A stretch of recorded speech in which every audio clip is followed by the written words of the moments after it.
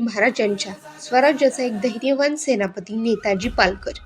जिथे शत्रू उभा राहत असे तिथे नेताजींची तलवार चमकत असे. त्यांचा जन्म सुमारे 1920 मध्ये झाला. महाराजांच्या फौजेत त्यांनी इतकं शौर्य दाखवलं की लोक त्यांना छत्रपती शिवाजींचा सिंह म्हणू लागले. नेताजींनी अनेक मोहिमा यशस्वी केल्या. विशेषतः कर्नाटक मोहीम आणि अफजल खानच्या युद्धात त्यांचं शौर्य इतिहासात सुवर्ण अक्षरांनी लिहिलं गेलं आहे. एकदा मुघलांनी त्यांना पकडलं आणि धर्मांतर करायला भाग पाडलं, पण काही काळाने त्यांनी पुन्हा स्वराज्यात परत येऊन महाराजांची माफी मागितली आणि पुन्हा आपल्या मातृभूमीसाठी झुंजले.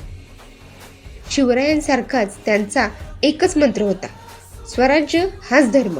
नेताजी पालकर हे नाव म्हणजे शौर्य, निष्ठा आणि स्वाभिमानाचं प्रतीक. असे होते आपले नेताजी पालकर, शिवरायांचे खरे मावळे.